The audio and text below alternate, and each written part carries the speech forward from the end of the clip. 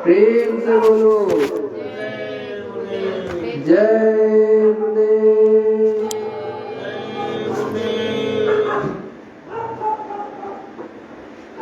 एक घड़ी आधी घड़ी आधी में पुनिया गोस्वामी संगत साधकी कोटि कटे अपराध।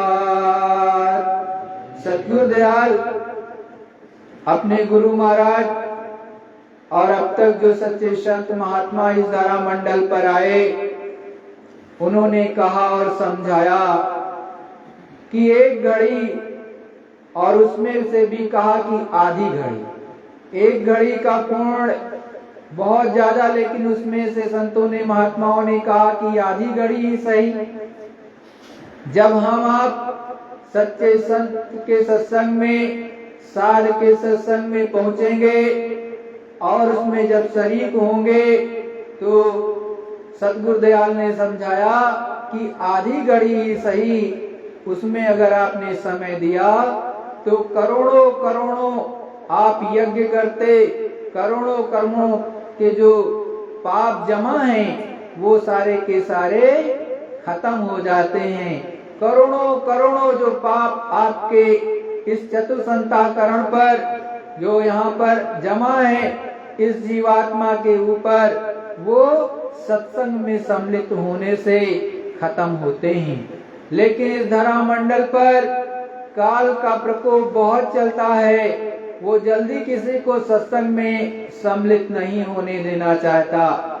विभिन्न तरह की बाधाएं मन मस्तिष्क में उभार देता है और उस समय पर आप सच्चे सत्संग से महरूम रह जाते हो, वहां तक पहुंच नहीं पाते हो।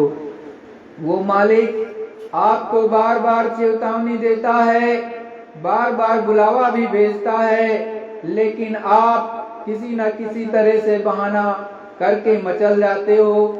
लेकिन आपको ये पता होना चाहिए कि वो मालिक ऊपर बैठा है, उसने ये मनुष्य शरीर आपको दिया है जो कि अनमोल है।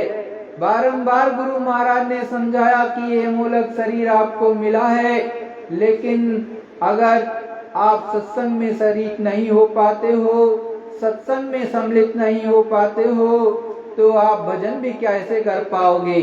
क्योंकि जब तक सत्संग मिलेगा नहीं, मन धीरे धीरे करके रूखा और फीका हो जाएगा। जब आपका मन रूखा फीका हो जाएगा तो धीरे धीरे करके विश्वास भी खत्म हो जाएगा और अंदर में मिलेगा नहीं, तो आपकी सूरत जीवात्मा जागेगी नहीं, और जब जागेगी नहीं, कुछ दिखाई सुनाई पड़ेगा ही नहीं, तो धीरे धीरे आपको ये लगेगा कि अब तो ये सब बेकार है, और एक न एक दिन माला भी आपकी खूंटी पर टंग जाएगी और आप एकदम ऐसे ही रह जाओगे।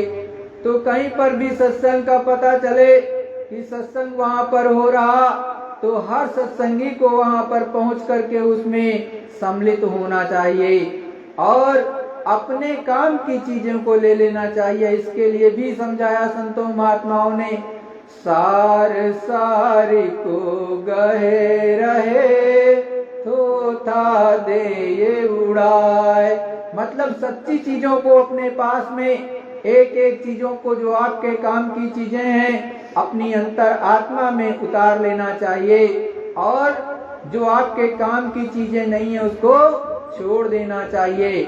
ऐसा संत महात्मा आपको समझाते और बताते हैं। राम नाम मण दीप दर जी देरी द्वार, गोस्वामी अंदर बारो जो चाहस उजियार।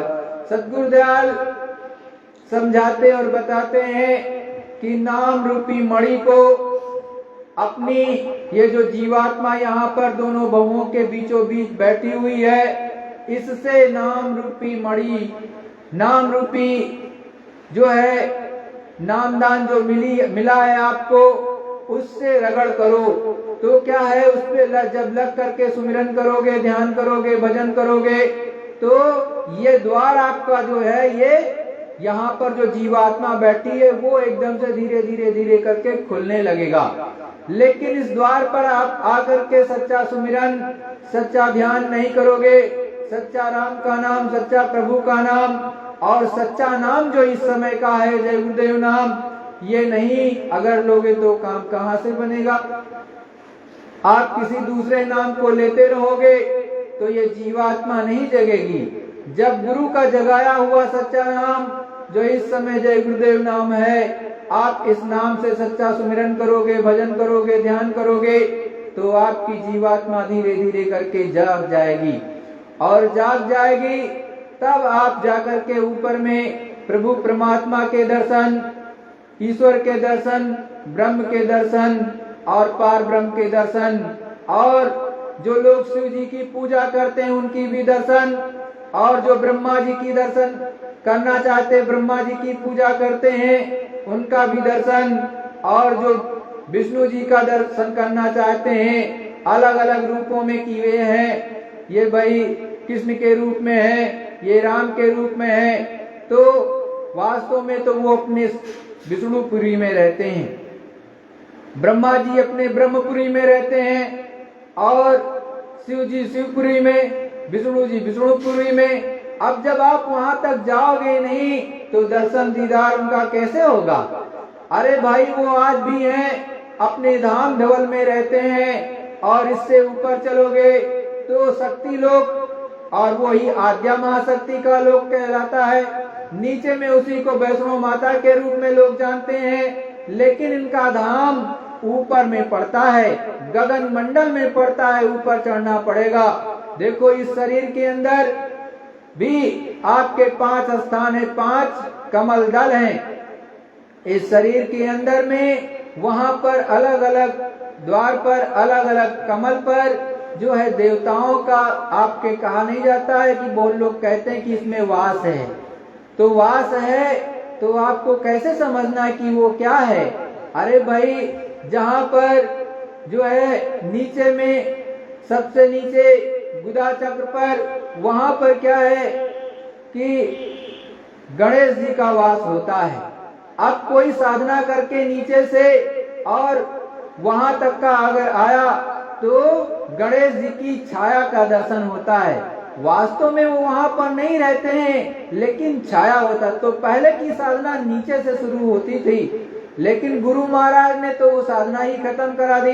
तो बहुत लोग अब भी नीचे से साधना करते हैं, और फिर ऊपर में आओ तो जहाँ पर इंद्रिय द्वार है वहां पर स्वाद निष्ठा चक्र है, उस पर जो है ब्रह्मा और सरस्वती माता का वास, मतलब वहां पर उनकी छाया पड़ती है। तो आप वहां तक का अगर अपनी जीवात्मा को समेट करके लाए तो उनका भी दर्शन हो जाएगा। और उसके ऊपर चलोगे, नाभि चक्र है तो यहाँ पर भी देवता का दर्शन हो जाएगा। ऊपर चलोगे, हृदय चक्र है, यहाँ पर शिव और शक्ति का वास है, तो यहाँ पर उनके दर्शन हो जाएंगे।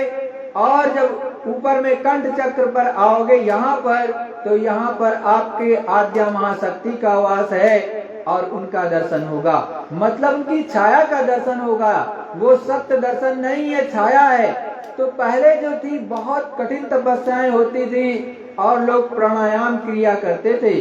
सद्गुरुदयाल ने समझाया कि प्राणायाम क्रिया करके हजारों सालों तक ये तपस्या करते करते यहाँ तक आते थे, और उसमें भी उनको बहुत अहंकार आ जाता था, मन साथ नहीं देता था, और ऊपर से माया उनको गिरा देती थी। कोई न कोई विघ्न बाधा आ जाती थी और वो गिर जाते थे।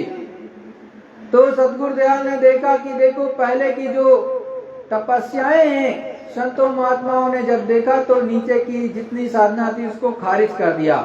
इसीलिए कहते हैं कल युग योग जग नहीं ज्ञाना, कलयुग केवल नाम आधारा। कलयुग में न योग संभव है, न तप, न जप, न ही कोई दूसरी चीज। कलयुग में केवल नाम का आधार है जो गुरु महाराज ने दिया। मतलब जो सच्चा संत वक्त का आएगा तो वो सच्चा नाम आपको देगा। तो फिर कहते हैं संत महात्मा कि वो नाम क्या है? कहते हैं नाम नाम सब कोई कहे, नाम न चीने कोई। सभी लोग कहते हैं, रामायण में, गीता में, इधर उधर सदग्रंथों में पढ़ते हैं कि देखो वो नाम क्या है, कहते हैं राम नाम है। कोई दूसरा नाम बता देगा कृष्ण नाम है, कोई तीसरा नाम बता देता कि ये वक्त का नाम है। संतों महात्माओं ने कहा कि नहीं, आप नाम को तो जानते ही नहीं, मतलब चिन्हते ही नहीं, समझते ही नहीं, उसको तो आपको पता ही नहीं है। तो संतों ने किस तरह से कहा कि वो कौन सा नाम है? तो उन्होंने समझाया, नाम तो है संतन आदीना, बिन संतन कोई नाथ न चीना।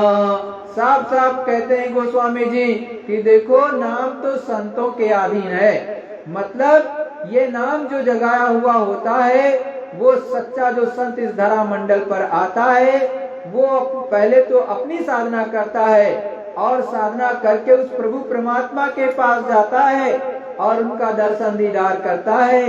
दर्शन दीदार करने के बाद जब वो पुनः वापस आता है इस धरा मंडल पर, नीचे आता है और फिर कई बार आता जाता है और धीरे धीरे करके ऊपर से नीचे तक, आदि से अंत तक, अंत से आदि तक वो सब कुछ जान लेता है पूरा का पूरा। तब उस मालिक की विशेष दया हो जाती है तो वो नाम में पावर दे देते हैं, क्योंकि वो अनामी महाप्रभु है। अनामी तो वो एक नाम जिससे आप पुकारेंगे उसमें उसने पावर दे दी, शक्ति दे दी, तब वो नाम सच्चा होता है। और वो नाम कोई लेगा तो वो मालिक बोलेगा। कोई दूसरे नाम से आप पुकारते रहो, वो नाम जागृत नहीं है, उसको अभिमंत्रित नहीं किया गया, वो काम नहीं करेगा। इसीलिए गुरु महाराज ने जय गुरुदेव नाम जगाया और आपको वो नाम दान दिया कि देखो ये जय गुरुदेव नाम गुरु महाराज कहते थे उस प्रभु परमात्मा का। और जब जय गुरुदेव नाम बोलोगे तो कहते थे कि ये जो आपको बता रहा 3.5 हाथ का आदमी आपको मिलेगा, ये अंदर भी मिलेगा और बाहर भी मिलेगा। तो जो बता रहा बाहर में यही अंदर में मिलेगा। जब आपकी सूरत जीवात्मा जब ऊपर में चलने लगेगी, उस प्रभु से मिलने लगेगी, तो यही जाग जाएगी तो ऊपर में उस मालिक से भी मिलने लगेगी। लेकिन जब तक आप ऊपर नहीं चलोगे तब तक वो नहीं मिलेगा। तो संत महात्मा आपको समझाते हैं, बताते हैं कि देखो धीरे धीरे जैसा संत कहते हैं उसके अनुसार चलो, जैसा वो नाम दान दें वैसा चलो। तो धीरे धीरे जब आप करते रहोगे तो ऊपर में ये सूरत ये जीवात्मा जग करके चलती चली जाएगी। लेकिन आप करोगे नहीं तो पाओगे नहीं। संतों ने इसीलिए कहा कि नाम जो होता है वो सतगुरु के अधीन होता है। जो वक्त का सच्चा संत होगा वो इस धरा मंडल पर आया होगा और वो जो नाम दान देता है उससे ये सूरत ये जीवात्मा जो दोनों भवों के बीचों बीच में बैठी है वो तब जगती है। लोग कहते हैं कि राम नाम है, इसके लिए भी कहा जग में चारों राम है, 3 राम व्यवहार, चौथा राम निज सार है, तिनका करो विचार। तो संतों महात्माओं ने कहा कि आप जो राम नाम बताते हो कि ये नाम है इससे कल्याण हो जाएगा, तो वो कहते हैं नहीं, इसमें से तो 3 नाम जो व्यवहारिक हैं, लेकिन इसमें चौथा जो राम है वो निजसार है, वो मुख्य नाम है। तो फिर समझाया, एक राम दशरथ का बेटा, एक राम घट घट में लेटा, एक राम का सकल पसारा, एक राम तिनहु से न्यारा। संत महात्मा सतगुरु दयाल आपके उसी रामायण में चौपाई के रूप में बताया है कि देखो कि जो एक तो राम के रूप में कौशल्या माता की गोद में आए और दशरथ जी के वो पुत्र हुए, वो इस धरा मंडल पर आए, और एक तो वो राम, तो दूसरे कौन से, जो आपके अंदर घट घट में लेटा है, हर घट में, मतलब चाहे स्त्री हो पुरुष हो, चाहे पेड़ हो पौधे हो, सब में मन है अंदर में। तो जो मन है आपका कि अभी यहाँ पर है और एक सेकंड में आपका जो दिल्ली भी पहुंच जाएगा, एक सेकंड लगेगा जयपुर पहुंच जाएगा, एक सेकंड लगेगा आपके दोस्तों से भी बात कराएगा, या किसी से मित्र से बात कराएगा, या किसी से जिससे लगाव है उसके पास पहुंच जाएगा। तो ये घट घट में लेटा हुआ कौन है, ये एक मन वो भी है, उसको भी राम कहते हैं। फिर कहा एक राम तीन का सकल पसारा, ये जो पूरा का पूरा ब्रह्म, ये बना हुआ तीन लोक है, पूरा का पूरा ब्रह्मांड ये जो दिखाई दे रहा है, ये भी राम का बना हुआ है। ये कौन से राम है, जो आपके वास्तव में ईश्वर के रूप में आप कहते हो कि ये ईश्वर हैं, तो वो ईश्वर के रूप में ऊपर में बैठे हुए हैं, आप पर राज्य कर रहे हैं, एक तरह से आपके राजा हैं, आपके बड़े भाई के रूप में मान सकते हो।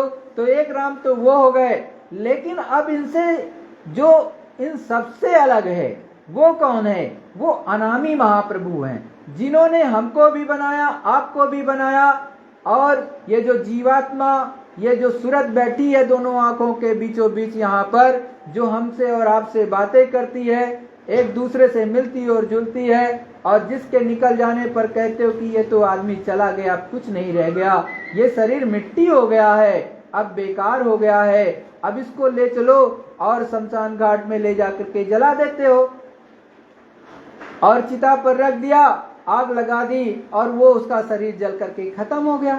जो बातें करता था, आपस में एक दूसरे से प्रेम और मोहब्बत से मिलता था, आपने सोचा वो कौन बैठा था, तो जो जीवात्मा बैठी थी वो इसमें से निकल गई, जो शक्ति बैठी थी, जो पावर बैठी थी यहाँ पर, जो इस शरीर को भी चलाता था, और इस संसार में इस शरीर के माध्यम से हमसे और आपसे मिलने के लिए भी आता था, लेकिन वो हमारे आपके बीच से चला जाता है।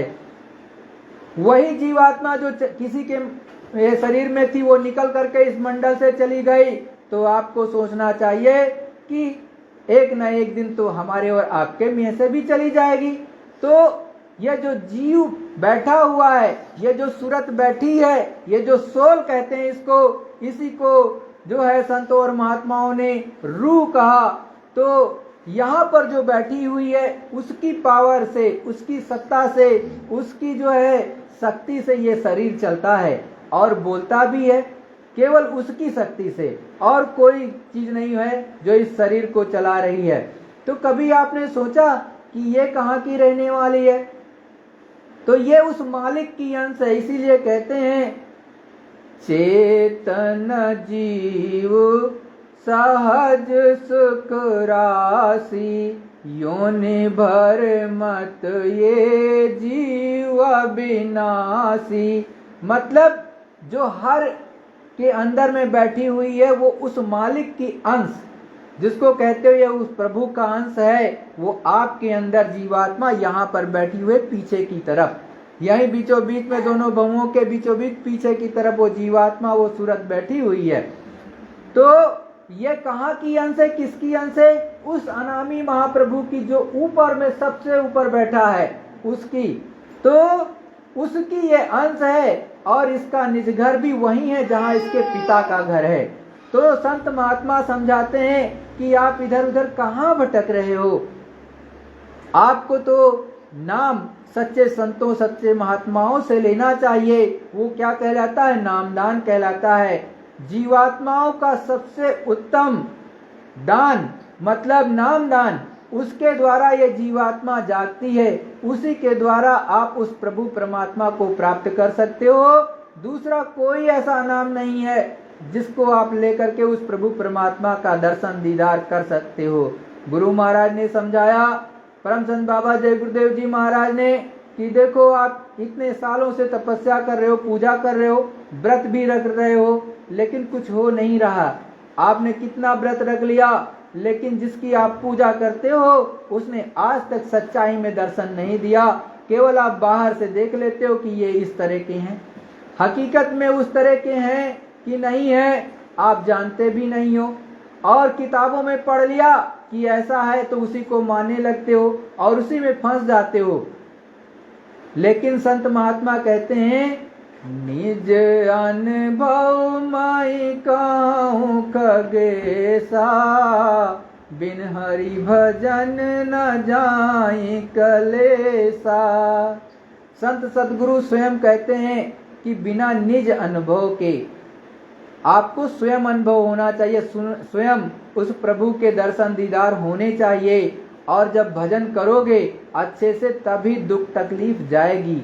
जब आप सोचते हो कि हम उस प्रभु का सच्चा भजन नहीं करेंगे, उसका सच्चा ध्यान नहीं करेंगे, उसकी सच्ची पूजा नहीं करेंगे और हमारे दुख कलेश चले जाएंगे, तो ये जाने वाले नहीं है प्रेमियों। जब आप उस मालिक की सच्चा जो नाम दान मिला है विधि पूर्वक अपने घर में बैठ करके उस नाम के द्वारा अंदर अंतर में आपकी जो जीवात्मा उसके माध्यम से जब सुमिरन करोगे, उस प्रभु का सच्चा भजन करोगे, ध्यान करोगे, तब जाकर के ये कलेश, ये कर्म चाहे अच्छे हों ये बुरे तब कटते हैं, और नहीं तो ये कटते नहीं हैं। और इसीलिए संत महात्मा कहते हैं कि संतों से जुड़ो, संतों से जो है उनसे दया की भीख मांगो कि हे सतगुरु दयाल आप मुझे नाम दे दीजिए। जब वो नाम क्या की बख्शीश कर देंगे, नाम दान दे देंगे, तो अपने घर में ही बैठ करके केवल आपको सच्चा सुमिरन ध्यान भजन करना, मतलब सच्ची पूजा करना है। किससे करना है? जीवात्मा से करना है। जीवात्मा जो आपकी बैठी अंदर में बैठी है, चेतन से चेतन की पूजा करनी है और यहाँ पर ध्यान देना है। यहाँ पर जब ध्यान लगाने लगोगे और यहीं से जो नाम आपको बता रहे जय गुरुदेव नाम, इसके माध्यम से करने लगोगे तो काम बनने लगेगा, और नहीं तो आप इधर उधर कितना भी जाओ वो प्रभु परमात्मा मिलने वाला नहीं है।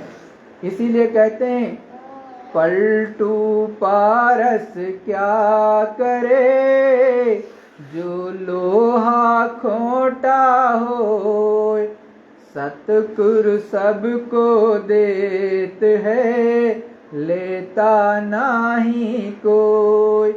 संत फकीर इस धरा मंडल पर आते हैं तो सबको देना चाहते हैं। जिस तरह से पारस पत्थर का ये गुण होता है कि अगर साफ लोहा है जिस पर जंग नहीं लगा है, रेस्ट नहीं लगा है, मूर्छा नहीं लगा है, और उसको छुआ दोगे उससे तो वो लोहे को सोने में बदल देता है। वो उसका गुण है, वो कन्वर्ट कर देगा, बदल देगा। तो उसी तरह से संत महात्मा इस धरा मंडल पर जब आते हैं तो जितनी जीवात्माएं इस देश में हैं, दूसरे देशों में हैं, सब कहीं प्रचार प्रसार करने की कोशिश करते हैं, खास करके भारतवर्ष में। और वो आना चाहें तो विदेश वाले भी आ जाएं भारत की भूमि पर तो वो भी पा जाएंगे। तो उन सब को देना चाहते हैं, लेकिन संत महात्मा कहते हैं कि भाई जिस तरह से लोहा खोटा हो, मतलब खोटा का मतलब लोहा तो है लेकिन उस पर मूर्छा लग गया, उस पर जंग लग गई है, उस पर रेस्ट लग गया है। अब जब तक वो जंग नहीं साफ होगा तब तक लोहा चमकेगा नहीं और तब तक पारस उसको बदलेगा नहीं। तो संत तो सबको दे देते हैं, लेकिन नाम दान दे दिया, आप करते नहीं हो। नाम पता भी चल गया लेकिन आप उस पर रगड़ाई नहीं करते हो। तो आपके अंदर ये जो मणि है, जो जीवात्मा है, इसकी दिव्य आंख है, इसके अंदर में दिव्य कान है और दिव्य नेत्र इसके अंदर में है, वो आपके कहां से खुलेंगे? आप तो सुनते हो कि शिव नेत्र होता है और उस प्रभु परमात्मा को शिव नेत्र शिव जी के पास भी था। अरे वो आपके पास भी है, आप में है, हर एक जीवात्मा में है, जो यहाँ पर धरा मंडल पर है, सब में है। लेकिन वो खोल सकता है केवल जो मनुष्य शरीर में बैठा है, चाहे वो स्त्री हो चाहे पुरुष हो, उसमें कोई भेदभाव नहीं है। मालिक ने इस धरा मंडल पर एक चीज में आपको एकदम स्वतंत्र कर दिया है, और पूर्ण अधिकार स्त्री को भी है, पुरुष को भी है, बच्चों को भी है, बूढ़ों को भी है, सबको है। मतलब स्त्री के शरीर में हो चाहे पुरुष के शरीर में हो तो सबको बराबर अधिकार है। केवल एक अधिकार है, वो क्या? उस प्रभु को, परमात्मा को पाने का अधिकार। उसमें सब लोग समान अधिकार रखते हो इस कलयुग में, और दूसरी चीजों में समान अधिकार नहीं है। कैसे? क्योंकि जो दूसरी चीजें मिलती हैं वो कर्म के आधार पर मिलती हैं। जैसा आपने कर्म किया होगा उसके आधार पर आपको वस्तुएं मिलेंगी। इसीलिए आप देखते हो कोई तो अमीर है तो कोई गरीब है, किसी को रोटी मिलती है जो है घी लगी हुई, किसी को सूखी रोटी भी मिलना मुश्किल होती है। कोई बहुत मेहनत करता है तो कोई एसी में बैठता है, और कोई जो है सेठ साहूकार के घर में रहता है तो आनंद ही आनंद उसके यहाँ रहता है, पैसे ही पैसे रहते हैं, कुछ भी करता है। तो ये क्या है? क्योंकि इसलिए है क्योंकि ये कर्मों का विधान है। कर्म करने में आप स्वतंत्र हो, लेकिन फल जो देते हैं वो भगवान अपने अनुसार देते हैं। तो कर्म में तो आपको स्वतंत्र कर दिया, लेकिन फल में उन्होंने परतंत्र कर दिया, मतलब दूसरे के अनुसार है। तो आप अच्छे कर्म करते ही कहाँ हो? पहले के तो लोग बहुत सोचते भी थे, एक भी झूठ बोलना है तो 4 बार सोचते थे कि भूल से भी झूठ ना निकलने पाए। अंडा मांस मछली से तो बहुत दूर रहते थे, शराब से भी बहुत दूर रहते थे, क्योंकि जो कहते भी हैं मांसाहारी मानवा प्रत्यक्ष राक्षस इनका अंग, इनका संग न कीजिए पड़े भजन में भंग। संत महात्मा समझाते हैं कि देखो भाई, ये मनुष्य शरीर आपको मिला है, प्रेम से उस प्रभु परमात्मा ने दिया है, और इसमें बैठ करके इसमें जब हो तो शुद्ध शाकाहारी भोजन करो। भूल करके भी अंडा मांस मछली या शराब का उपयोग मत करो, इसको मत खाओ पियो। अगर इसका सेवन करोगे तो आपके अंदर तामसी प्रवृत्ति हो जाएगी, बुद्धि भ्रष्ट हो जाएगी, आप गलत काम करना शुरू करोगे। तो ऐसा काम नहीं करना चाहिए। आपका जो शरीर बना होता है शुद्ध शाकाहारी जो है चीजों को खाने के लिए बना होता है। आपको दिन में 10 बार भूख लगती है, खूब खाओ, जितने मेवे होते हैं खूब खाओ, सेब संतरे खूब खाओ, आप जितना अच्छे से अच्छा भोजन चाहो खूब खाओ। लेकिन वो प्रभु परमात्मा या संत के रूप में जो भी आता है सच्चा होगा तो आपको कभी नहीं कहेगा कि आप अंडा मांस मछली या किसी की हिंसा करके खाओ। मतलब किसी की गर्दन काट दो और उसका मांस आप खाओ। आप मुर्दा को खाओगे तो बहुत पाप आप पर लगेगा, और अगर आपने उसकी गर्दन काटी है तो एक न एक दिन निश्चित है आपकी भी गर्दन कटेगी, वो काटेगा। ये देश क्या ऐसा है? ये बदले का देश है। मतलब इधर आपने किया तो उधर भरना पड़ेगा। जैसा आपने किसी के साथ व्यवहार किया है वैसा आपके भी साथ होगा। आज नहीं तो कल होगा, इस जन्म में नहीं तो दूसरे जन्म में होगा, ये निश्चित होता है, क्योंकि कर्मों का देश है। और यहाँ के जो राजा हैं, जो भगवान हैं, वो बताया भी है, आपके रामायण में भी वो चीज लिखी है, कर्म प्रधान विश्व करि राखा, कर्म प्रधान विश्व रचि राखा, जो जस करे सो तस फल चाखा। उन्होंने साफ साफ कहा है कर्म प्रधान मैंने इस पूरे विश्व को रचा है। अब इसमें आपको पूरी तरह से स्वतंत्रता है, आप अच्छे से अच्छा करो, बुरे से बुरा करो, मैं आपको रोकने नहीं आऊंगा। लेकिन उन्होंने प्रचार इतना करा दिया है, इतना प्रसार कराया है कि बुरा करोगे तो आपको बुरा मिलेगी और अच्छा करोगे तो अच्छा। और आपकी जीवात्मा स्वयं आपको बताएगी कि देखो ये अच्छा है, ये बुरा है। आपको जब भी बुरा करने चलोगे डर लगेगा। जब आप अनेकों बार बुरा कर डालोगे तो भले न लगे, नहीं तो पहले आपको जीवात्मा बुरा करने से, झूठ बोलने से पहले रोकती है कि ये झूठ है, मत बोलो, ये बुरा करने जा रहे हो, मत करो। ये अपनी जीवात्मा ही आपको मना कर देती है, लेकिन बाद में आपको मन धोखा दे जाता है। मन क्या कहता है? कर डालो, देखा जाएगा। अब जब आपने मन के अनुसार कर डाला तो सब बंटाधार हो गया। मतलब आपने किसी के गर्दन काट दी है तो वो निश्चित है आपका कर्म बन गया कि मनुष्य मारने का सबसे ज्यादा पाप लगता है। उससे जो थोड़ा थोड़ा कम होता चला जाएगा दूसरे में, जैसे आपने बकरा काट दिया, बकरी काट दिया, मुर्गी काट दिया, मुर्गा काट दिया और उसको बना करके अपने पेट में रख लिया, और जब पेट में रखा इसमें बना करके तो ये भी शमशान घाट हो गया। एक तरह से मुर्दे को शमशान घाट ले जाते हो और दूसरा अपने पेट में रख लिया तो ये अशुद्ध हो जाएगा। इस प्रभु ने, उस परमात्मा ने इस मनुष्य शरीर को उस प्रभु ने बनाया है, हमने आपने नहीं बनाया है। किसी में के माई के लाल में इतनी क्षमता नहीं है कि इस मनुष्य शरीर को स्वयं बना ले। जब तक उस मालिक की मौज मर्जी नहीं होती है तब तक ये बना कोई नहीं सकता है। तो जब उस मालिक ने इसको पाक और साफ, एकदम साफ सुथरा बनाया, पवित्र बनाया, तो आपने इसमें जो है अंडा मांस मछली खा करके आपने इसको अशुद्ध कर दिया। और जो बीमारियां आपने घर में ले आए वो अलग से ले आए। मतलब कि भाई कोई बकरी काट दिया, कोई मुर्गी काट दिया, कोई अंडा खा लिया, तो किसी टेस्ट में लैब में आप पता लगाते हो कि इसमें कितने जो है कीटाणु हैं इस बीमारी के, कोई नहीं टेस्ट होता है और सब बीमारी आपके शरीर में पहुंच जाती, खून में मिल गया। अब खून में बैक्टीरिया आपके ज्यादा से ज्यादा किसके हो जाएंगे, जो है जानवरों के हो गए। अब डॉक्टर साहब दवा देंगे वो काम नहीं करेगी, काम नहीं करेंगे क्योंकि आपका खून हो गया अशुद्ध।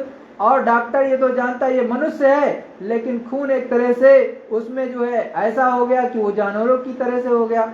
तो इसलिए सतगुरुदयाल, सच्चे संत और फकीर जो भी आए होंगे, चाहे मुसलमानों में, चाहे सिखों में, चाहे ईसाइयों में, चाहे हिंदू धर्म में, सबने मना किया है कि देखो मांसाहार मत करो और कोई ऐसा नशा ना करो जिससे आपकी बुद्धि पागल हो जाए। आप माँ बहन बेटी को अच्छी नजरों से ना देखो, खराब नजरों से देखने लगो। तो क्या हुआ कि संत महात्मा समझाते हैं कि सही रास्ते पर चलो, और जब सही रास्ते पर चलो और जैसा संत ने आपको नामदान दिया, जो नाम बताया जा रहा कि उस नाम को जपो, उस नाम का जो है के माध्यम से सुमिरन करो, तब काम बनता है। लेकिन आप उसका तो सुमिरन ही नहीं कभी करते हो और आपको पता भी नहीं रहता है। आप तो कोई नाम बता दिया, पंडित जी ने बता दिया है, किसी ने के पास में पहुंचे, आप बस वही पर लग जाते हो, किताब में पढ़ लिया कि यही है। अरे भाई वो इस समय का तो है नहीं। आप चाहे जो नाम कहो कि ये नाम ये नाम ये नाम, अब आप वो ले रहे हो लेकिन वो अब इस समय है नहीं। अब उसको समझो ऐसे जैसे कि सुसेन वैद्य बहुत अच्छे थे और लक्ष्मण जी को त्रेता में शक्ति लगी। अब जब उनको शक्ति मार दिया कुंभकर्ण ने तो गिर पड़े बेचारे। अब गिर पड़े तो यही हुआ कि सुबह तक इनका शरीर छूट जाएगा। अब शरीर तो छूट जाएगा तो कहा कैसे किया जाए, तो पता लगा सुसेन वैद्य बहुत अच्छे हैं, उनको अगर बुला ला जाए तो हो सकता है वो वैद्य जी कोई दवा दे दें तो ये सही हो जाए। अब उनके पास में वैद्य जी के पास में गए, हनुमान जी उनको उठा करके ले भी आए। तो ले आए तो उन्होंने कहा ठीक है हम आप ये इनको संजीवनी बूटी ला करके पिला दी जाए तो ये सही हो जाए। उनको पिला भी दिया गया, सही भी हो गए।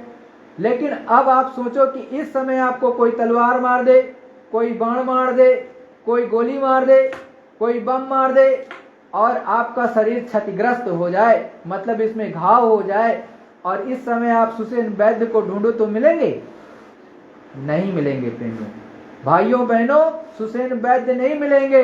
इस समय जो सबसे अच्छा डॉक्टर आपके आस पड़ोस में या जिले में या फिर जो है राजधानी में, तो वहां जाकर के उससे उत्तम दवा मतलब बेस्ट जो मेडिसिन होगी वो आपको लानी पड़ेगी, उसको खाना पड़ेगा, तब जाकर के आपका वो चीज सही होगा, वो बीमारी सही होगी।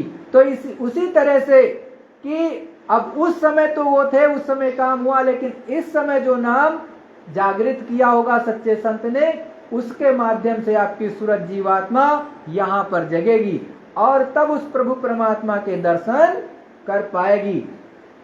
और जिन्होंने पाया, जिन्होंने देखा उस मालिक को, उन्होंने लिखा है, आपके घर घर में रामायण पढ़ी जाती है, उसमें लिखा है मूंदेउ नयन त्रिषित पुण्य भयउ पुनि चितवत कोसलपुर गयऊ, मोहि बिलो की राम मुस्काही, बिहसत तुरत गयव मुख माही। गोस्वामी जी ने स्वयं लिखा, रामायण में पढ़ लेना।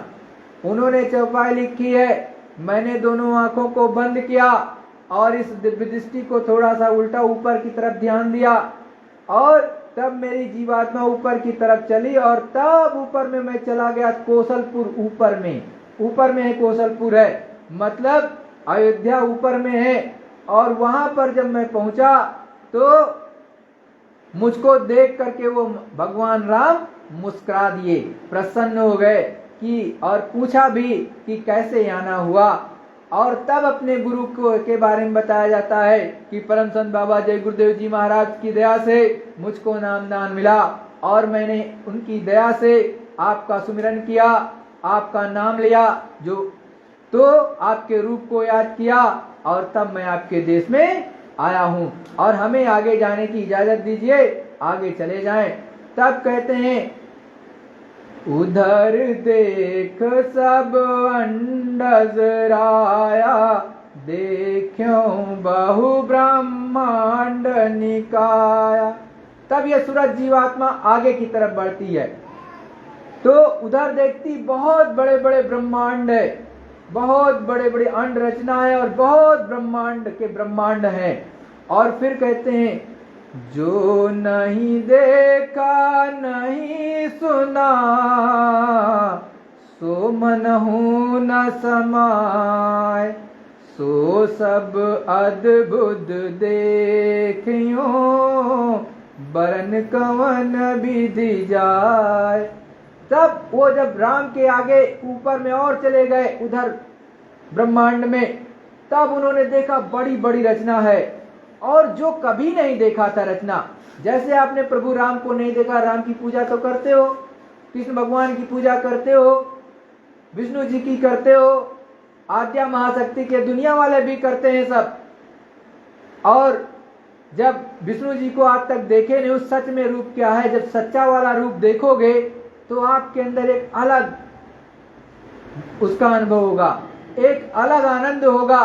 तो जब उस प्रभु का दर्शन कर लोगे और उसके ऊपर रचनाएं देखने लगोगे कि इतनी बड़ी रचनाएं जहां पर कि हमने कभी देखा ही नहीं, जो मेरे मन में भी नहीं समा सकता, ये सतगुरुदयाल वहां पर समझा रहे कि हमने तो कभी देखा नहीं, तो वो आज देख रहा हूं।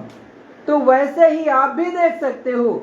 इसी मनुष्य शरीर में बैठ करके गोस्वामी जी ने देखा, इसी मनुष्य शरीर में बैठ करके आपके यहाँ पर मीराबाई जी ने पाया, उस प्रभु का दर्शन दीदार किया, और उन्होंने लिखा भी है, गाया भी है, लेकिन आप लोग समझते ही नहीं हो। सतगुरु ने दीनी मोहे अजब जड़ी, काया नगर अजब एक बंगला, तामे गुप्त धरी। सतगुरु ने आपको अजीब जड़ी दे दी, अद्भुत है।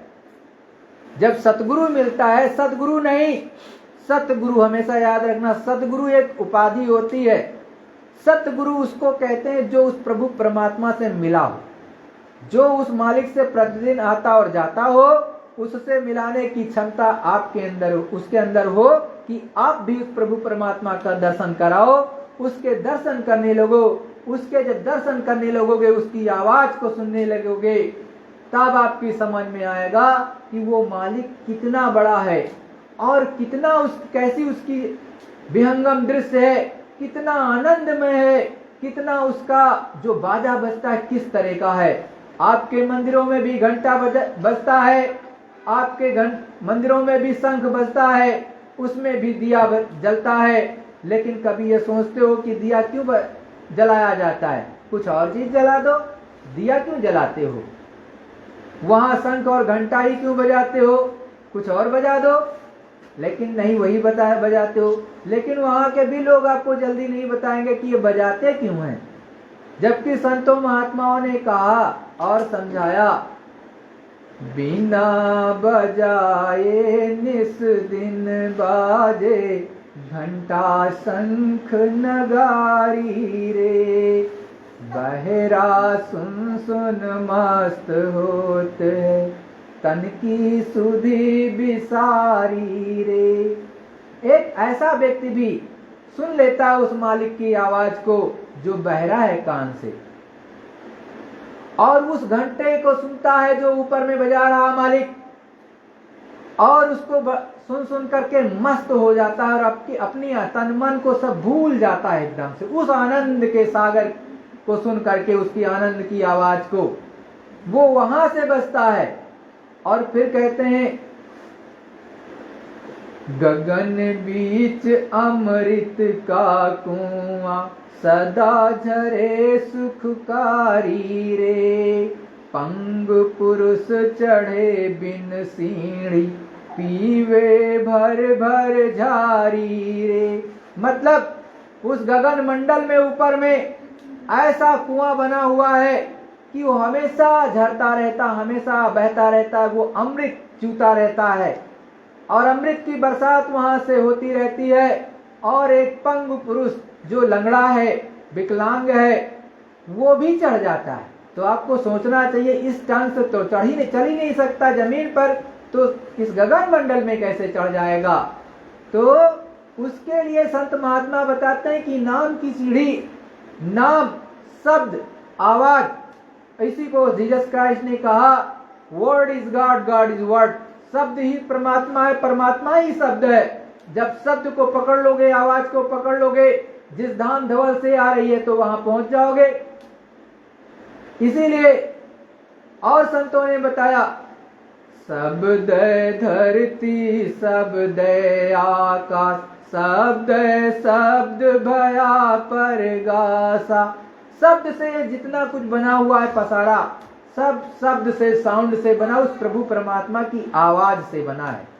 तो आप सोचो कि उसमें कितनी कशिश है, कितना उसमें आनंद में है कि पंग पुरुष भी चढ़ जाता है, विकलांग भी चढ़ जाता है, बहरा भी उस मालिक की आवाज को सुन लेता है। और फिर कहते हैं गगन में ऐसा महल बना हुआ है कि एकदम से अद्भुत उसमें नजारा हो रहा है, और इतना अद्भुत नजारा हो रहा है कि उसमें वो बहुत बड़ा प्रकाश हो रहा है, और सूरत और जीवात्मा उसको देखती है और देख करके एकदम प्रसन्न चित्त हो जाती है।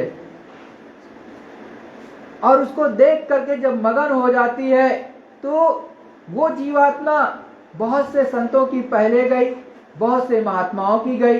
तब ऊपर में देखा कि किस तरह से ये दिया चिराग जल रहा, तो वो दिया चिराग ला करके मंदिरों में भी स्थापित कर दिया, दिया जला दिया कि कभी तो कोई देखेगा इसको तो सोचेगा कि ये दिया चिराग यहाँ क्यों जलाते हैं। अरे कोई दूसरी चीज भी जला देते, कोई बल्ब भी जला दो, लेकिन नहीं, वो नहीं जलाते हो, दिया जलाते हो। तो उसका विशेष महत्व है ऊपर में कि वो ऊपर में किसी का रूप है, और वो ऐसा हो रहा है कि उसके लिए साफ साफ कहते हैं परम प्रकाश रूप दिन राती, तामे चाहिए न कछु दिया घृत बाती। ये जो दीपक आप जलाते हो घर में, चाहे मंदिर में, चाहे मस्जिद में, चाहे गुरुद्वारे में, चाहे चर्च में, उस सब जगह दिया और बत्ती उसमें आप डालते हो, चाहे अखंड ज्योति ही जला रहे हो आप, तो उसमें समय समय पर चाहे घी डालते हो, चाहे तेल डालते हो, और बत्ती भी डालते हो, और नहीं तो बुझ जाएगी। लेकिन वो मालिक का जो रूप है ऊपर में, वो अखंड एकदम से बहुत बड़ा परम प्रकाश होता रहता है। वो वहां से संबंधित है, उस मालिक के यहाँ से। लेकिन आप कभी पूछते ही नहीं हो, ना कभी ने बताया। आप इतना चाहे जितना पढ़ लिख लो, चाहे जितने जो चीजें अच्छे से अच्छी धर्म पुस्तकें भी पढ़ लिया, लेकिन कभी कोई नहीं बताता आपको कि ये क्यों है और किस लिए है। और बहुत लोग तो कहेंगे कि वो प्रभु है ही नहीं है। अरे भाई, अभी थोड़ी देर के लिए आंख बंद कर लो, आंख बंद कर लोगे तो हम नहीं दिखाई देंगे, बोल तो रहे हैं लेकिन आपको दिखाई देंगे, आवाज सुनाई देगी। लेकिन आप क्या कहोगे कि यहाँ कुछ नहीं है। और कहीं ऐसी सुनसान जगह पे चले जाओ, आंख बंद कर लिया, चाहे जितनी वस्तुएं हैं, तो आपको कुछ नहीं दिखाएगा। तो आप क्या कहोगे कि ये सब कुछ, यहाँ कुछ है नहीं। अब लेकिन है सब कुछ वहां, आपने आंख बंद कर रखी है इसलिए दिखाई नहीं दे रहा। तो देखो मालिक वो है, वो प्रभु परमात्मा है, वो निराकार नहीं है। जैसे आपने आंख बंद कर ली तो यहाँ की वस्तुएं नहीं दिखाई देती, ये जड़ वस्तुएं हैं संसार की। तो अब आपको प्रभु परमात्मा क्यों नहीं दिखाई देता? तो वो आपकी जो दिव्य दृष्टि है, जो जीवात्मा में आंख है, जो शिव नेत्र है, वो बंद है। वो खुल जाए, उसका ऑपरेशन कोई महात्मा कर दे या अंजन कोई लगा दे। जैसे अपने घर में बच्चों को अंजन लगाते हुए या माताएं बहनें काजल लगाती हैं कि हमारे बच्चे की रोशनी अच्छी रहे। अपने भी आंखों में लगाते हो, बड़े बूढ़ों के भी घर में जो है अंजन को लगा देते हो, आंजन को या काजल को। तो जो आपकी दिव्य दृष्टि है, ये तो कर्मों के कारण जो अच्छा बुरा करते हो आप, उसके कारण ये धीरे धीरे धीरे करके बंद हो गई। पहले तो ये खुली थी, आपको दिखाई और सुनाई देता था जब उस प्रभु परमात्मा के घर से आए थे तब। अब उसका भी उदाहरण है कि आप जब घर में बच्चा पैदा होता है तो देखते हो कि वो एकदम से पहले तो यही चिल्लाता है, कि चिल्लाना शुरू करता, आते ही वो चिल्लाना शुरू करेगा कि हाँ करता, तो आप ना समझ पाते हो ना समझ दुनिया वाला। लेकिन वो यही कहता है कि मैं कहाँ आ गया, कहाँ आ गया, कहाँ आ गया, मतलब इस संसार में मैं कहाँ आ गया। क्योंकि अंदर में तो उजाला था, उस प्रभु परमात्मा से वो जुड़ा रहता था, देखता था उसकी आवाज को, उसके रूप को, और उसके ही आनंद को देख करके वो वहां पर माँ के गर्भ में था। और अब जब बाहर आया तो उसको जो है दिखाई नहीं देता वो मालिक, और रोशनी भी कम हो जाती धीरे धीरे करके, उस प्रभु परमात्मा की छटा नहीं देख पाता। तो लेकिन थोड़ा थोड़ा होता है, तब भी उसको 6 महीने तक मिलता रहता है। उसके सहारे वो कभी कभी हंसता भी, खिलखिलाता भी। आप कोई भी थाली बजा दो, चाहे सीटी बजा दो, तो बड़े ध्यान से चुप हो जाएगा, देखेगा कि क्या बज रहा है। क्यों चुप हो जाता है? क्योंकि वो ऊपर की आवाज सुनता था। लेकिन अब क्या हो गया कि वो धीमी हो गई, तो अब बाहर वाली जब आवाज बजा देते हो तो फिर सुनने का प्रयत्न करता कि क्या बज रहा है, वही वाली है कि नहीं। फिर नहीं समझ में आएगा कि वो वाली नहीं, तो फिर वो चिल्लाना शुरू कर देगा। आप देखो, आपके उसके सामने दीपक या कुछ भी रख दोगे तो बड़े गौर से देखेगा, अपलक देखता है, एकदम अपलक का मतलब एकदम पलकों को झपकाएगा नहीं, एक टक देखेगा आंख खोल करके। आप अपनी आंखों को झपका लोगे लेकिन वो नहीं झपकाएगा। क्यों? क्योंकि वो अंदर में वो परम प्रकाश उस प्रभु परमात्मा का पा रहा था, देख रहा था।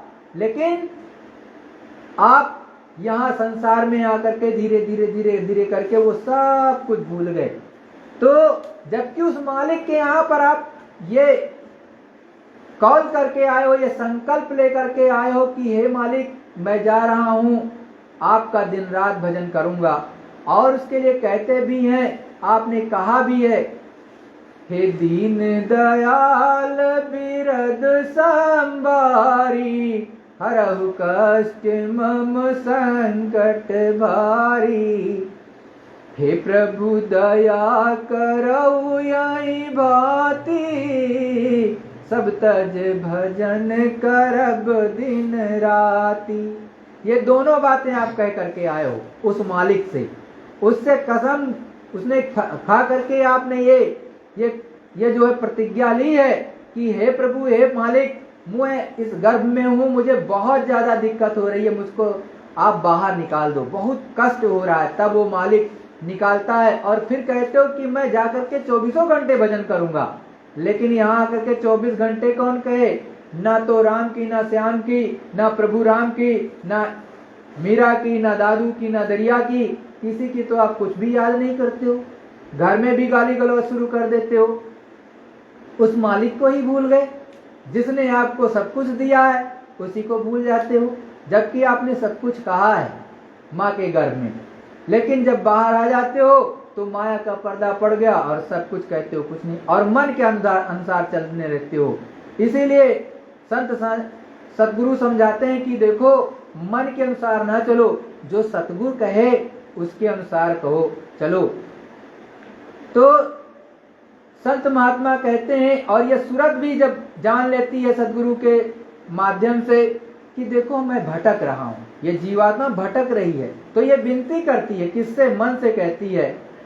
कहती भी है कि मन तू मेरा साथ दे दे कि मेरा काम बन जाए, क्योंकि अभी तो ये ही सारा डिसीजन लेता है। आपकी सूरत तो कुछ करती ही नहीं, चुपचाप ये समझ लो अंधेरे में पड़ी है, खो गई है। आपको स्वयं नहीं पता कि ये जीवात्मा क्या होती है, कहाँ बैठी है और कौन शक्ति है काम कर रही है, जबकि मन आपका स्वामी बना बैठा है। सब कुछ मन से कर रहे हो। कहते नहीं हो कि अब हमारा मन करेगा तो करेंगे। आप ये थोड़ी ना कहते हो कि जीवात्मा कहेगी तो करेंगे।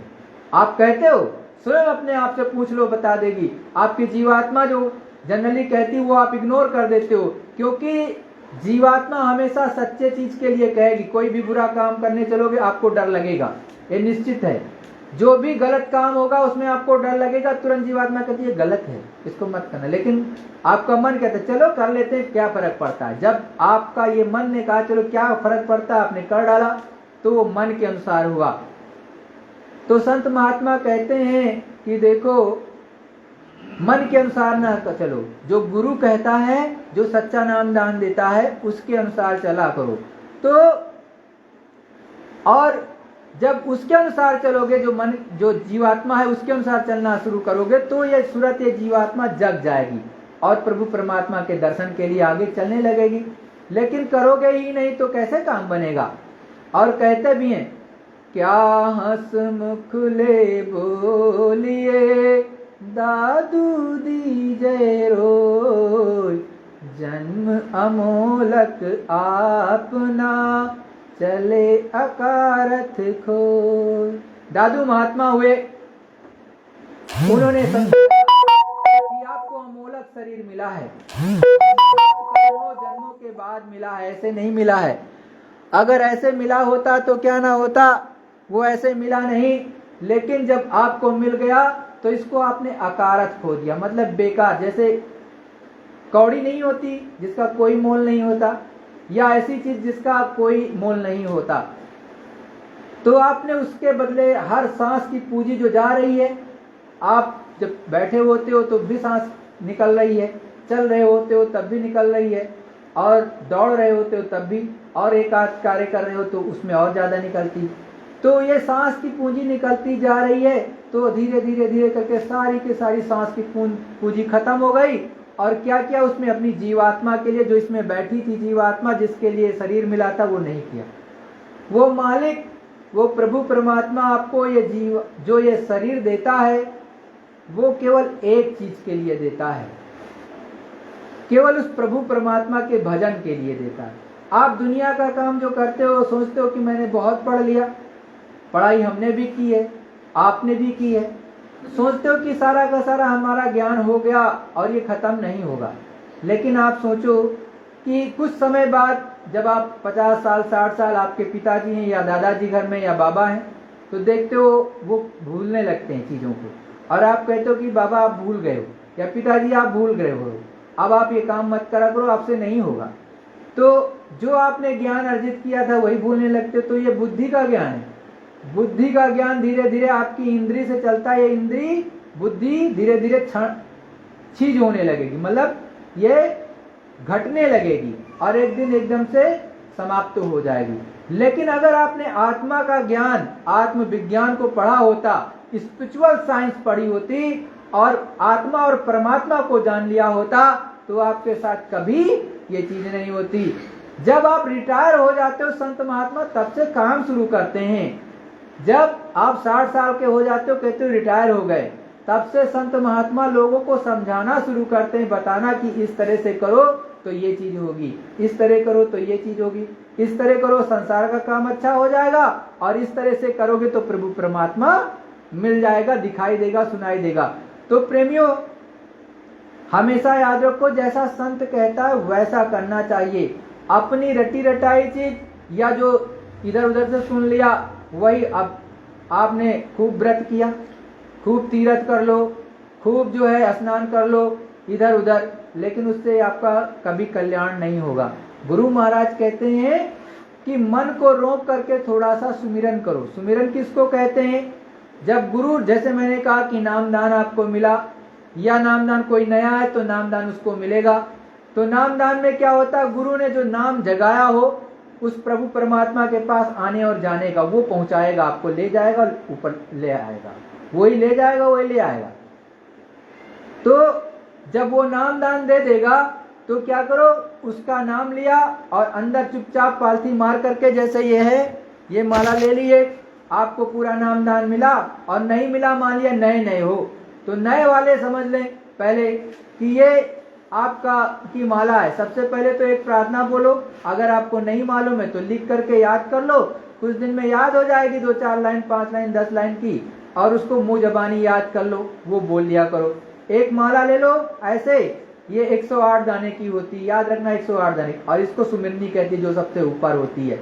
ऐसे पकड़ लिया सबसे पहले अंदर में, और देखो ये गुरु महाराज हैं, ये परम संत बाबा जय गुरुदेव जी महाराज, यही आपके गुरु हैं। इनको अगर आप गुरु मानोगे तो सबसे पहले 2-3 चीजों को आपको कहना पड़ेगा कि देखो, मैं हमेशा के लिए शुद्ध शाकाहारी रहूंगी, और कभी जो है अंडा मांस मछली शराब का सेवन नहीं करेंगे, पूर्ण रूप से ये तो बैन है।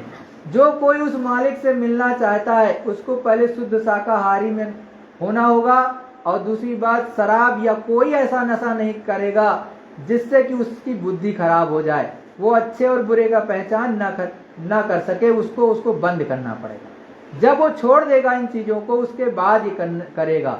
तो गुरु महाराज को, और जो पहले कर लिया भाई, जब तक हमको नहीं मालूम था तब तक हो गया, जो गलती हो गई उसकी माफी मांग लो कि हे गुरु महाराज, मैं आज से अपने को सुधार लूंगा, आपसे जो है आपके चरणों में सर रख करके मैं आपसे विनती और प्रार्थना करता हूं कि मेरे जो गुनाह थे, मेरे जो पाप थे, उनको माफ कर दीजिए। तो ये दयालु हैं, दया कर देंगे और आपको माफ कर देंगे। काल कभी माफ नहीं करता है, जिनकी आप जनरली पूजा करते हो, दयाल केवल माफ करता है, वो हमेशा आपको दंड देंगे, निश्चित है।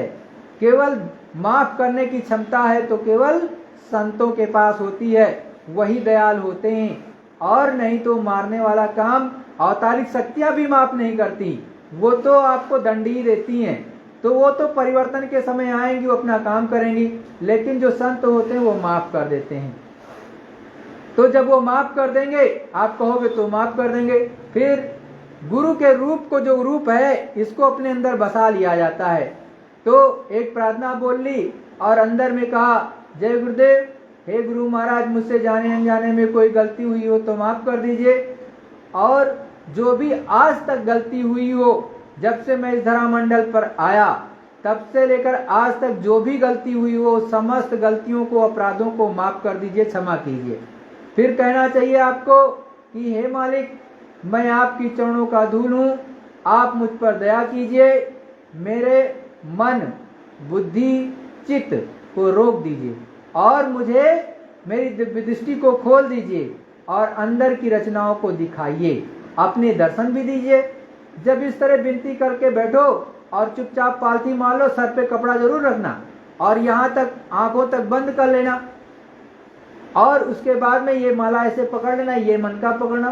तो पहली मन का पकड़ना, जय गुरुदेव बोलना, गुरु महाराज के स्वरूप को याद करना। फिर अगली मन का पकड़ना, फिर जय गुरुदेव बोलना, गुरु महाराज के स्वरूप को याद करना। ये उनके लिए है जो नए हैं एकदम। तो इस तरह से जय गुरुदेव बोला, गुरु महाराज के स्वरूप को याद किया, जय गुरुदेव बोला, गुरु महाराज के स्वरूप को याद किया। तो इस तरह से पूरी माला यहाँ आ जाएगी। यहाँ आ जाओगे, फिर आप पहले 1 दिन किया, कुछ दिन हो जाए, जब 2-3 दिन हो जाए तो फिर इसको जहाँ 1 माला करते थे 2 माला कर देना। धीरे धीरे जब हफ्ता पर हो जाए या 15 दिन कर लो तो इसको फिर 8 माला करना, जय गुरुदेव नाम की 8 माला करना, फिर रख देना किनारे, और आंख बंद किए रहना। दोनों आंखों के बीचों बीच यहाँ पर एकदम एकटक सामने देखना, यहीं पर जहाँ बिंदी लगाती माताएं बहनें या भाई लोग तिलक लगा लेते हैं, तो दोनों बाहुओं के बीचों बीच यहाँ पर, इसी के पीछे में जीवात्मा बैठी, उसमें एक आंख है, वो दिव्य आंख कहलाता, वही थर्ड आई कहलाती है। उसी को पर एकदम सामने एकदम देखना। जब सामने देखोगे तो हमें पहले एकदम अंधेरा रहेगा, थोड़ी देर के बाद आप देखोगे उसमें बहुत सुई की नोक के बराबर उजाला आ जाएगा, या हल्का हल्का उजाला लगने लगेगा। आप चुपचाप देखते रहो, सामने ही देखना है, ऊपर नीचे नहीं करना है, ना अगल बगल देखना, सामने देखना। थोड़ी देर के बाद में वो उजाला बढ़ने लगेगा, धीरे धीरे धीरे करके और उजाला होगा और होगा, तो क्या होगा, आपको उसमें रचना दिखाई देने लगी। जैसे यहाँ पर कोई मार्केट में जाते हो तो अलग अलग चीजें दिखाई देते हो, वैसे अंदर में दिखाई देंगे।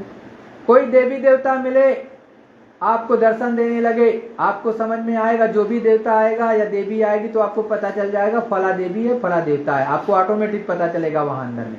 ऐसा नहीं होगा कि आप जानते नहीं तो पता ही नहीं चलता, नहीं, वो तुरंत ही पता चल जाएगा वहां। तो आप उनसे कुछ मांगना नहीं, उनसे कुछ देना चाहे आशीर्वाद अपने से कुछ भी दे, लेकिन आप कुछ मांगना नहीं, ना पैर छूना है, इस बात का ध्यान रखना। आप आगे सादर जय गुरुदेव कर लेना और आगे बढ़ जाना और चलते चले जाना। तो धीरे धीरे वैसे गुरु महाराज की मौज हुई तब स्वर्ग वैकुंठ में ले जाएंगे, तभी आपको देखने को मिलेगा नीचे के देवी देवताओं को। अगर उनकी मौज नहीं है तो सीधे ऊपर में निकालेंगे।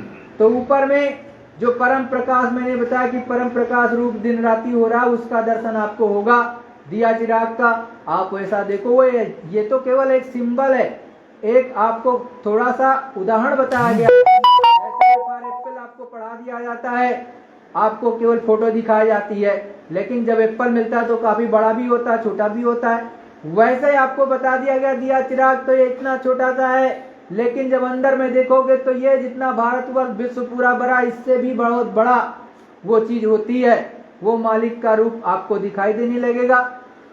तो उसको आप प्राप्त कर ले जाओगे तो धीरे धीरे धीरे धीरे करके उससे पहले आपको जंगल झाड़ी और बहुत अच्छे अच्छे सुहावने जो है फूल दिखाई देंगे, पहाड़ियां एकदम मंत्रमुग्ध कर लेने वाली दिखाई देंगी, सुगंधी आपको बहुत मिलने लगेगी, अंदर में सुगंधियों की आंधी चलती है तो वो आपको मिलने लगेगी। तो आप ये मत सोचना कि कहां से आ रही, वो आपके अंदर से आ रही, ऊपर से वो आपको सुगंधी आएगी। तो आप ये मत कहना कहां से क्या हो रहा है, तो अंदर का वो नाक है खुल जाएगी तो ऊपर में जो स्वर्ग वैकुंठ या ऊपर के लोकों में वो सुगंधी जो बहती है, जो देवी देवता उसी का वही आहार करते हैं, तो वो आपको अगर मिलने लगी तो आप ये अचरज मत कर लेना कि क्या हो गया, वो वहां से आती है तो वो मिलने लगेगा। अब क्या करना, इस तरह से ध्यान है, इसको कहते हैं देखने का नाम ध्यान। अब क्या करना, अब यहाँ पर जब आपका जब तक दिखाई दे तब तक देखना, और प्रतिदिन पहले 5 मिनट से शुरू करना, 5 मिनट से धीरे धीरे इसको 15 मिनट कर लेना। और लेकिन जब दिखाई दे तो छोड़ मत देना, जहां तक दिखाई देगा वहां तक देख करके तभी इसको छोड़ना। कोई चाहे घर में जितना भी जरूरी काम हो छोड़ देना, थोड़ी देर के लिए रोटी बाद में बना लेना, ऑफिस थोड़ी 1 घंटे बाद चले जाना, क्योंकि ऑफिस का काम और ये दुनिया का काम कभी बंद नहीं होगा और ना आप पूरा कर पाओगे। संत महात्मा ने कहा ये शरीर खत्म हो जाता है लेकिन ऑफिस और ये दुनिया का काम खत्म नहीं होता, न खेती किसानी खत्म होगी। लोग कहते हैं मैं बाजरा काट रहा हूं, अभी सत्संग में नहीं जा सकता। अरे उनको ये पता नहीं कि उसी में काटते काटते शरीर छूट गया, तब कौन बाजरा काटेगा, तब कौन खेती किसानी करेगा। अरे भैया ये शरीर है जिसके लिए मिला, वो काम तो करते ही नहीं हो। अरे वो कर लो तो उससे ज्यादा बाजरा कट जाएगा, उससे ज्यादा खेती किसानी का काम हो जाएगा। आप जो सोचते हो कि दुकान कर रहा हूं, बिजनेस कर रहा हूं, उसमें कम इनकम होगी, मैं 2 घंटे के लिए सत्संग सुनने के लिए चला गया तो मेरा नुकसान हो जाएगा। अरे जितना उस समय पर आता आपको 2 घंटे में या नहीं आता बंद कर देने पर, उससे 4 गुना ज्यादा वो मालिक दे देता आपको। लेकिन आपने क्या किया, अपने पैर में कुल्हाड़ी मार ली। अरे बरकत के रास्ते ही बंद कर दिए, मालिक के रास्ते ही बंद कर दिए, तो जाओगे नहीं तो मिलेगा कहां से। आप लाख कमाओगे और घर में कुछ ना कुछ दिक्कत हो जाएगी और कहोगे कि अब तो डॉक्टर साहब ने कहा है ऑपरेशन कराना है, ऑपरेशन नहीं कराओगे तो ये चले जाएंगे ऊपर। अब क्या करोगे, डर के मारे घर में जितना कमाया था सब ले जाकर के डॉक्टर साहब की मेज पर रख दोगे या जाकर के उनके अकाउंट में डाल दोगे, चाहे हॉस्पिटल से उनके अकाउंट में डाल दोगे तो सब चला जाएगा। लेकिन अगर गुरु की दया हो गई तो आप उस हॉस्पिटल के चक्कर से भी बच जाओगे, आपको जुकाम होकर के खत्म हो जाएगा वो बीमारी। बहुतों को कोरोना हुआ, लोग न जाने कितने कितने दिन रहे, और गुरु महाराज के जो सच्चे शिष्य थे, जो गुरु महाराज को मानते थे, वो आज भी जिंदा है। भले कोरोना हुआ होगा तो चला गया, निकल गया, पता नहीं चला, लेकिन जो गुरु महाराज को छोड़ दिए उनके घर के घर साफ हो गए। प्रेमियों, आप सोच नहीं सकते हो। मैं बता सकता हूँ, मिला सकता हूँ, घर के घर साफ हो गए। अभी तो बीमारियों की आंधी चलेगी, गुरुमान ने ये कहा है। आगे अन्न की भी कमी पड़ेगी, अन्न नहीं मिलेगा। आप सोचते हो ये डीजल पेट्रोल मिलता है, ये भी नहीं मिलेगा, गाड़ियां खड़ी हो जाएंगी। ये जो बिजली देवी आती है चली जाती हैं, ये भी डैम सूख जाएंगे, ये भी नहीं आएंगी। तो आप सोचो कैसे रहोगे। तो उस समय तो परमपिता परमेश्वर उसको मानोगे, उससे जुड़ जाओगे और आपकी सच्ची पुकार होगी तो वो मालिक बोलेगा, सब में खुदा का नूर है, देखा उसी ने जो कामिल मुर्शिदपुर है। सब में उस खुदा का, परमात्मा का, ईश्वर का जो है नूर बैठा हुआ है, मतलब जीवात्मा बैठी है। लेकिन कोई कोई देख पाता है। कौन? जैसे सच्चे संत, कामिल मुर्शिद उसको कहते हैं। जैसे अपने गुरु महाराज कंज गुरु, वो कामिल मुर्शिद। और जब मुरीद मतलब शिष्य उनके चरणों में बैठ जाएगा और कहेगा, हे मालिक मुझ पर भी आप दया कर दो। तो जिस तरह से यहाँ का टीचर, मैथ का टीचर अच्छा होगा तो आपको मैथ का स्पेशलिस्ट बना देगा, आप साइंटिस्ट हो जाओगे, अच्छी गणनाएं करने लगोगे। फिजिक्स का अच्छा होगा, फिजिक्स में स्ट्रांग आपकी हो जाएगी। केमिस्ट्री में हो, चाहे ऑर्गेनिक चाहे फिजिकल, तो वो स्ट्रांग हो जाएगी। या कोई दूसरा सब्जेक्ट हो जाएगा तो उसमें आप स्ट्रांग हो जाओगे और अच्छे बन जाओगे। वैसे ही ये मालिक, उस मालिक परमात्मा का आत्मा और परमात्मा का विज्ञान देने वाले हैं। और ये चाहेंगे तो सारी साइंस आपके अंदर खुल जाएगी। कोई ऐसी साइंस नहीं है जो इनके यहां से नहीं मिलती, क्योंकि पहले स्थान पे ही तो सारी जो है विद्याओं का भंडार रखा है, पहले ही स्थान पर, मतलब ईश्वर के ही यहाँ पर।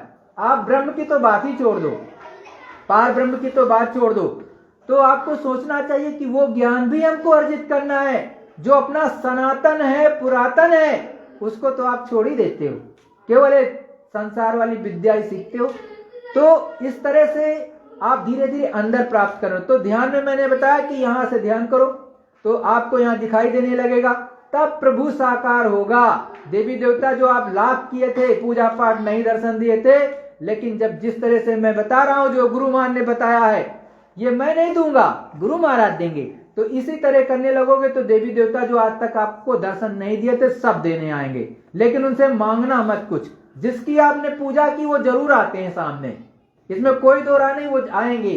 क्योंकि अब आप उनकी पूजा तो करते नहीं हो, अब आप तो किसी दूसरे के पास जा रहे हो। तो मान सम्मान के लिए सब भूखे रहते हैं, चाहे वो देवी देवता हो, चाहे ईश्वर हो, चाहे ब्रह्म हो, चाहे पार ब्रह्म हो, चाहे महाकाल पुरुष हो। सतपुरुष के यहां से दूसरी बात लागू होती, वो सत्य देश है, ये काल के देश हैं नीचे वाले। तो इस तरह से आप ध्यान करो तो आपके लिए प्रभु साकार हो जाएगा। जो लोग निराकार कहते हैं वो गलत कहते हैं भाई, जब आपने कभी देखा नहीं इसलिए निराकार कहते हो। अब जैसे आपके पिता हैं, पिता के भी पिताजी रहे होंगे तो आपके बाबा हुए, और उनके भी पिताजी रहे होंगे, लेकिन अब तो इस समय आपके सामने नहीं है। लेकिन आज लड़का या घर का बच्चा कहे कि अब तो बाबा हमारे थे ही नहीं या दादा हमारे थे ही नहीं, तो ये आपकी नादानी है। वो थे लेकिन आपको मालूम नहीं है। इसी तरह से वो मालिक है, आपने देखा नहीं, इसलिए नादानी में कहते हो, अज्ञान में कहते हो कि वो मालिक नहीं है। तो इस तरह से आप देख सकते हो। अब क्या करो, उस मालिक की आवाज भी है। जैसे मैंने बताया आपको कि घंटा संग नगाड़ी रात दिन बजता है। संत ब्रह्मानंद जी ने कहा कि ये सब बज रहा है, उसको सुनोगे कैसे? तो उस मालिक के यहां से आवाज आ रही है। आप दोनों आंखों को भी बंद किया, अब क्या करो, कानों को भी बाहरी बंद कर लो, क्योंकि वो प्रभु परमात्मा इन आंखों से नहीं देखा जा सकता। ये आंख क्या है? चर्म आंख है। ये संसार की जड़ वस्तुओं को देख सकती है, लेकिन प्रभु परमात्मा को नहीं देख सकती। तो उसके लिए दिव्य दृष्टि है, जो आपका तीसरा नेत्र है वो खुलेगा तो उससे दिखाई देता है, क्योंकि वो सूक्ष्म विज्ञान है, उसको सूक्ष्म विज्ञान है। तो उसको तो अंदर में जाना पड़ेगा, सूक्ष्म होकर के तब दिखाई देगा। और आपके ही सामने टेलीस्कोप लगा है, उस टेलीस्कोप के माध्यम से देख लेती जीवात्मा सब कुछ यहां से बैठे बैठे। लेकिन इस विज्ञान को से जब स्पिरिचुअल साइंस वाले से जुड़ोगे तब पता चलेगा। तो अब कैसे भजन करोगे? आंख भी बंद कर लिया, दोनों कान ऐसे बाहर से बंद कर लो, चाहे बाहर से पकड़ के बंद कर पाओ, जैसे ये आपका उठा हुआ बाहर है इसी से बंद कर लो, ऐसे बंद कर लो, चाहे इसमें अंदर में उंगली डाल करके बंद कर लो। लेकिन मैं कहूंगा ये बड़ा हो, आपका ये पार्ट जो तिकोना वाला है कान के पास है, दोनों तरफ से इसको ऐसे बंद कर लो, ऐसे बंद करो और दाहिनी तरफ ध्यान से सुनो तो आवाज आ रही होगी जो आपको बताई गई किस तरह की आवाज आएगी। तो यहाँ पहले आवाज आएगी एकदम बीचों बीच में या दाहिनी साइड, तो उसको बड़े ध्यान से सुनो। सुनोगे जब ध्यान से तो आपको लगेगा कोई घंटी की तरह आ रही है, कोई सीटी की तरह से आ रही है, या चिड़िया चहचहा रही है, या झींगुर जैसा बोलता है वैसा आवाज आएगी। तो धीरे धीरे पहले सुनो, कुछ दिन में एकदम स्पष्ट हो जाएगी। जब स्पष्ट हो, अगर नहीं स्पष्ट होती है तो सुनते रहो आप ध्यान से। जब सुनते रहोगे तो क्या होगा, 10-15 दिन 20 दिन महीने के बाद में वो तेज हो जाएगी। जब तेज हो जाए तो डरना नहीं, वो क्या होगी, कर्मों की गंदगी आपकी साफ होगी। जो आपका जो यहाँ अंधेरा दिखाई देता है, ये जो अच्छा बुरा करते हो इसको साफ करेगा। तो क्या होगी, फिर धीरे धीरे धीरे करके एकदम स्पष्ट आवाज आने लगेगी। जो गुरु महाराज सुनाएंगे वो सुन लेना, और फिर फोन करके पूछ भी सकते हो। आपको लगे कि हमको तो समझ में नहीं आ रहा है कि ये क्या हो रहा है, तो पूछ लेना, बता देंगे कि ये चीज है, इस तरह से है, तो आपको समझा देंगे। लेकिन जब अनुभव होगा तब, और जब अनुभव नहीं करोगे कुछ तो क्या पूछोगे। अरे भाई पढ़ाई करोगे, क्वेश्चन में फंसोगे तब तो कोई बता देगा कि भाई आप करोगे। और गुरु महाराज ने कहा है जो जय गुरुदेव नाम लेता रहेगा, नामदान चाहे पूरा ना मिला हो तब भी नामदानी वो हो जाएगा। तो आप इस तरह से करो, जब करने लगोगे तो आपको मिलने लगेगा, धीरे धीरे देखने लगोगे। और गुरु महाराज आपको मिल गए, आपके अंदर इच्छा हुई कि गुरु महाराज हमको नामदान दे दीजिए, तो गुरु महाराज अंदर में भी नामदान दे देते हैं। आपको 5 नाम बता देंगे, 5 जो ईश्वर है उनका रूप बता देंगे, ब्रह्म का रूप बता देंगे, उनका जो रूप है वो भी बता देंगे, पार ब्रह्म का भी, महाकाल का भी, सतपुरुष का, उनकी जो आवाजें हैं वो भी बता देंगे, सब बता देंगे। तो लेकिन अभी जब नहीं मिला है तो अभी गुरु महाराज जब आगे आएंगे